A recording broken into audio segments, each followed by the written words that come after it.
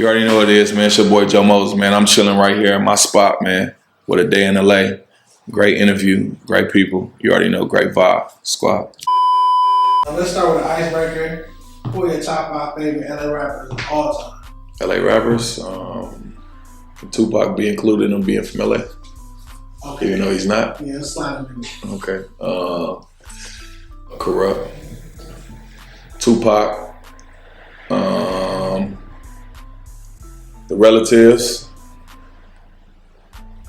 The East Siders. And Ice Cube and Snoop. Ben, how did you first get into rap? My older relatives, they used to rap. They used to rap and they used to like go to parties and stuff like that. And I was a kid and I used to be with them going to parties. They'd take me all the parties and stuff. And they used to be freestyling and making homemade videos and stuff, you know what I'm saying? And I just followed in their footsteps and started doing the same thing they was doing. Okay, outside of West Coast rap, what other kind of music did you listen to growing up? Master P, the whole No Limit, the whole Cash Money. Juvenile, one of my favorite rappers also, you know what I'm saying? So I listen to all type of music, New York music, down south music. Brother Lynch Hung, I listen to everybody back in the day. Sebo, everybody, you know what I'm saying? Okay, in your opinion, what's the hardest song you've ever put out? Man, I got so many songs, but I think one of my favorites is probably like Fresh Out. Okay. Yeah. 1 lane. Yeah, okay. yeah. What's your favorite song to perform? Fresh Out. Any reason? The women love it. I do stuff for the women, not the niggas. You know what I mean? Earlier in your career, you had a lot of classic collaborations with Mustard. Mm-hmm. At the time, DJ Mustard. Mm-hmm. What gave y'all such good chemistry, you think? I mean, we was friends. We came up together. We're still friends now, but I mean, we was friends. We came up together, so you know the pattern of just being authentic and just coming up together and making music together, making great vibes together was like just different from everybody else. You know what I'm saying? When you come up with your friends, it's different from coming up with anybody else. So that's how we. You know what I mean, it was just different. You know. Man, you also have a serious catalog with the late DJ Official. Yeah. Rest in peace. What was y'all work relationship like? That was my son. I took him in from the slums. You know what I'm saying? I took him in from the slums. It's always personal with me and him. Like that shit is always hit different when I even talk about him. You know, we went on the road for years and years at a time. And I remember one of the homies brung DJ Official to me. It was like, Joe, listen to his beats. And he made a couple tracks and I was just fucking with him ever since. And we just began that big brother, little brother relationship. And I used to pick him up from his house in the 80s every day. And just, you know what I'm saying? We went from there. And we just built a relationship. He ended up being my DJ. And we traveled the world and we just did great things together. You know what I'm saying? So that was my relationship with my little brother. Man, so you and Ty Dolla Sign also have a classic history. Yeah, definitely. And you guys, the whole Woo project. Yeah. How did you two even meet? Me and Ty met through mutual family. So I used to deal with his brother like one of my childhood friends, you know what I'm saying? And my brother is Ty's childhood friend. So, you know, I used to come to Ty's house and pick up his brother. And we used to go hang, and my brother Jacasso, rest in peace, used to do music with Ty. So they just brung us, my brother Jacasso, before he passed, he used to bring me and Ty together a long time ago, you know what I'm saying? And before I went to the pen, and I used to just go watch my brother do beats and them all do music, hymn chords, the whole drugs campaign. They had a whole little crew campaign called Drugs. And I used to sit in the studio 3 o'clock in the morning. They used to be on like 9th Ave and 57 in my neighborhood. And I used to just go from there back to the hood, and just watch them do them. And then I went to the pen. And when I got out, they was already established. Ty was already established, doing this group thing, and everybody was already established. And my brother just put me back in the mix. I came home, I invested in the studio along with my uncle. And everybody used to come to my house, so they used to go to Ty's house. Ty had a house in the hill. We used to go record at his house. And everybody used to come to my studio and record at my studio. So we became like more like best friends than anything, you know what I'm saying? Through all of the BS that we went through all the situations that we went through. Like Ty, one of my closest friends that that I respect, you know what I'm saying, and I adore his friendship on a personal level also. All right, so you knew Ty before you knew DJ Mustard? I knew them both at damn near the same time. Okay. I think I knew Mustard before I knew Ty. Okay. It was like the same. It was like damn near the same time, like just a couple of months before. Mustard was one of the biggest DJs before he was making beats. That's what a lot of people get it confused of. He was definitely one of the biggest DJs, along with who else? Vision and Goofy and all them. Them are like the only three. No, I can't say that. Who else? Who else was like big at the time? DJ Looney, DJ somebody else that I'm missing. Somebody else that I'm missing, but they was one of the top DJs that you gotta go to their parties. You know what I'm saying? If you're not in their parties or not at their parties, it wasn't cracking. You know what I mean? Feel me? So what's the best part about working with Ty Dolla Sign? Creativity. You know what I mean? Ty not selfish though. You're not a selfish individual. Like, you know what I'm saying? If I write something for Ty, or if I write or do anything, like Ty's gonna use it. And if it don't sound good for him, that's how we got placements. He gonna send it to somebody else that sound good for. No matter if it's Kanye, if it's Drake, if it's Beyonce or Jay-Z. You know what I mean? If it's Puffy, like he gonna always make sure that we going taking ourselves to the next level. And that's what a lot of people don't do. A lot of people are selfish. Ty not selfish at all. So that's the best thing about working with my brother is creativity and him not being selfish. You know what I mean? Him trying to help everybody at the same time, trying to still take himself to the next level. You know what I mean? So. Okay, I saw you guys in the studio recently. Definitely. Shared some photos of those recent sessions before. We got an album. Okay. And it's coming out pretty soon. He executive produced my album. At the same time, he got an album that he working on with DJ Mustard, and it's a him and DJ Mustard album. And I've been helping him curate that, you know what I'm saying, when we in the studio working. So we just been, you know what I mean, pity packing off each other and just making everything work. Man, I'm happy to hear that. Super excited. Yeah. You and RJ had one of the first IG Live verses. Yeah. I remember. Like, that might have been during the pandemic, maybe at the start of the Yeah.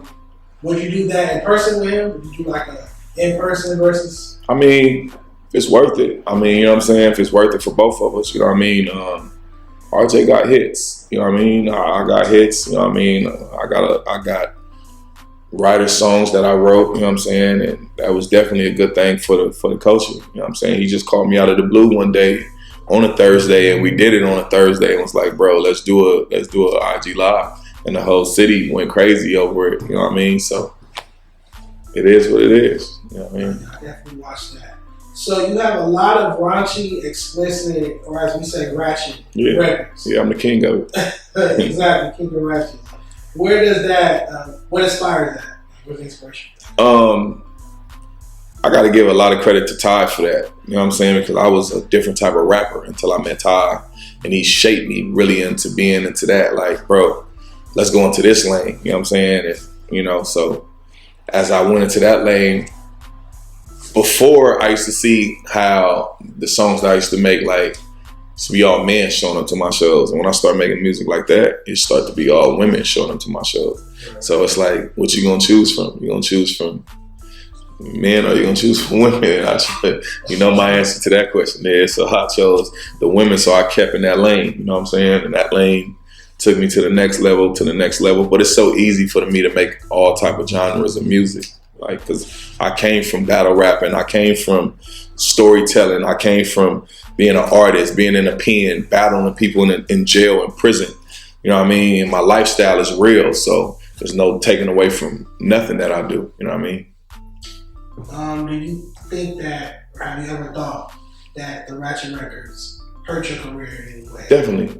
Definitely did. You gotta think, me and Kendrick came up together at the same time, you know what I mean? And seeing him doing what he was doing, and I was doing the same thing, and at one point in time I was a little bit more popular than he was. And to see him get more notoriety than a lot of us, you know what I mean? It was like, damn, should have stayed in that lane, or should I kept doing what I was doing? The ratchet music, our sound became stolen. So everybody else that was bigger than us started doing us, and it looked like we was copying them instead of them was copying us. You know what I mean? So that was the problem why Joe Moses just became in the middle. You know what I mean? So. Okay, let's talk about some other businesses. So right now, your store, tell us about it.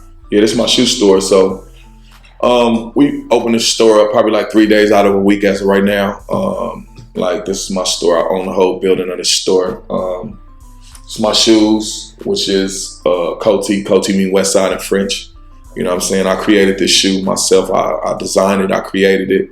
A couple of people that I knew had family overseas and was like they can produce a shoe for me. A couple of designs I did for them that was really pretty much on point. It was just a couple of designs that I wanted a little bit better. I spent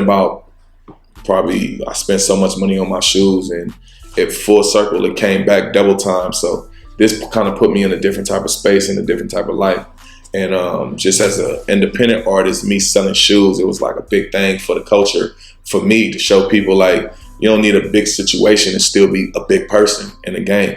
You know what I mean? So me creating that is giving all the young dudes an opportunity to understand, like, bro, you can make money at anything in this game because rap is going to open up the doors. All you got to do is be ready for it.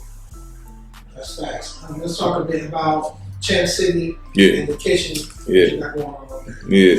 So I became a partner in Champ City months ago. It was a conversation had by me and my partner, and one day I was leaving the SoFi because we had a Super Bowl for my kids' football league, and I called. I wanted to use the club to have a regular party, and the owner wanted to sell, which is Leah, and me and her came together and put some numbers, crunched some numbers together, and I made her not sell, and I became a partner, and we created the restaurant, the kitchen. And the kitchen became perfect, which I included my mom and my stepfather within that. And I created the same people that's been working for me for years. I put them all in a position to win. And she put her people that she already had at Champ City, that's already been a nightlife, a nightclub. We put both of the groups of teams together, and we created a power team. And we got the kitchen from 1 to 7 every day, except for Mondays and Sundays.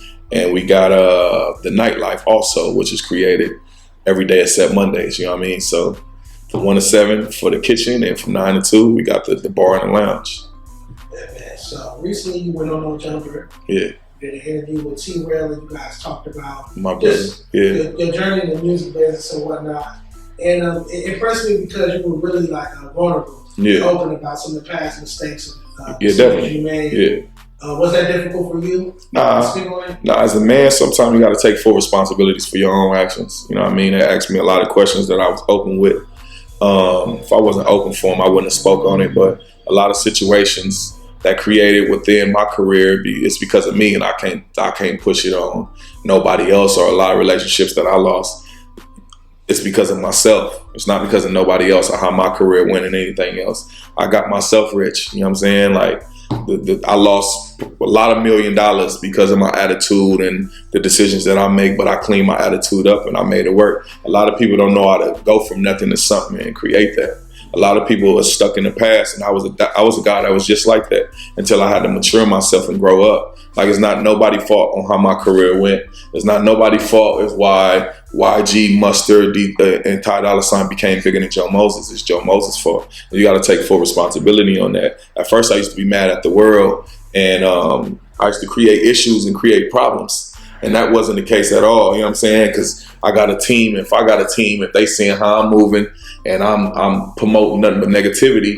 they gonna do the same thing. So I had to put myself in a positive space, you know what I mean, and create more positivity than negativity, you know what I mean? So.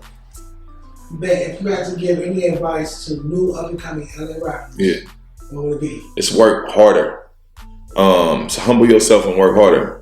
I've seen people go to the moon and come back down. You know what I'm saying? My career, I've just been selling. You know what I mean? I ain't went back down, but I ain't sailed to the moon also. You know what I'm saying? But I can get there. You know what I mean? So I've seen people not humble themselves and, you know, treat the people that was there for them like trash instead of we all being, you got to watch the people you fuck over doing your going to the top.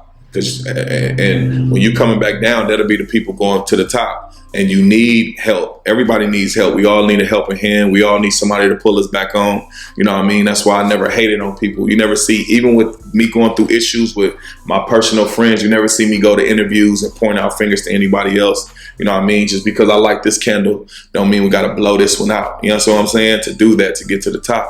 This candle can light this candle and we both can be shining. And a lot of people don't really understand that as a mission and as a goal. And me being older, I understand that now. Probably 5 years ago, I didn't. But these last 5 years, I've grown a lot and I matured a lot. You know what I mean? I had to sit down and wake myself up. You know what I mean? So. So lastly, let me ask you. You said that Ty Dolla Sign was executive producing the new album. Yeah. What else can you share about the album with us? The new album is just a new wave. I know what the old people want. I know what my old fans want. I'm trying to give my new fans the same type of. I just dropped a song Without Me. You know, it's a painful song. It's like I'm showing you that I can do more than just ratchet music. I'm showing you that, you know, that never was an issue within my career. I made music about anything and everything, and I still make the people feel good. I made gang banging songs that'll get you off your feet. I made ratchet songs. I made club songs. I made serious songs. You can't just put me in one lane, and you got to give me my respect. My respect is just due. You got to put me top 5 for the shit that I created. When I started this shit, a lot of people wasn't doing the shit that I'm doing now. A lot of people wasn't using their voice on how I use my voice and do it for the ratchets, using that tone of voice. Now everybody try to do that. Everybody try to use that monotone. There's a lot of things that I created that you would never put finger on and nobody would never say Joe Moses, but they all watch me. You know what I'm saying? A lot of these young dudes, they watch me, and I don't have no problem with not getting credit because my credit is in everything that I'm doing. You know what I'm saying? I put a lot of people in position in the community. I helped a lot of people. I put people in position to pay rent. You know what I'm saying? So it ain't the small things with me no more. It's the overall bigger picture on what I bring to the city. That's why the song is called Without Me. You know what I'm saying? What would the city be without me for all the shit that I done did? What would the city be without Joe Moses? It was a time where LA was lost. And if it wasn't for me and Jizzle, you know what I'm saying? Nobody would be doing none of this shit. Everybody was on some gangster shit, and that we created that, and we helped people alliance. We helped people align that road when we went to the top. He had Tootin' and Booty, and he had songs, and I had Go Bitch. You got it. That's just only facts. And everybody followed our lead. You know what I'm saying? So my just do all is all facts. It's not never saying nothing that's not real. It's just all facts. Like, you got to give me my credit. You got to give me all my credit that I deserve. I've been here over 10 years, and I've been putting on for the city. You know what I'm saying? So that's my major thing, putting on for the city. When niggas come to California, they speak my name highly as respected and the person that you need to fuck with. So until that stop happening, I ain't worried about shit. Okay, so let's leave with this. Describe the perfect day in your life from start to finish. Perfect day in LA is me waking up on a Saturday morning, pulling up in a lowrider and pulling up to my football kids and pulling up to a football game, and all my kids running up to the car, all my teams, Coach Joe, Coach Joe, Coach Joe, Coach Joe, Coach Joe, and me sitting out there with the kids from 7, 8 o'clock in the morning to 9 o'clock at night and watching them enjoy themselves on being football players and being around me and just loving me for who I am and giving me that new feeling of me still being important to the city, of the community. That's the perfect day for me, and my family being there. All my nephews and my nieces that cheerlead and my family, my mom being there cooking, and my stepmom being there, helped me run the chapter, and all my brothers there with their kids and their family. That's the perfect day for Joe Moses. Everything else is irrelevant. You know what I'm saying? You got to think about the times where life is too short times. That's the time where I'm at in life. Everything else is out of the window. Everything else is just, it is what it is. Those times right there are the perfect times for me, waking up in the morning, being around my family, because I've lost a lot of people that I truly love, and we can never get that back. You know what I'm saying? You can't get time back. I can get money back any time of the day, but I never can get time back. So I just appreciate those times right there. That's right. Beautifully said. Appreciate it. Thank you so much. Yes, yeah.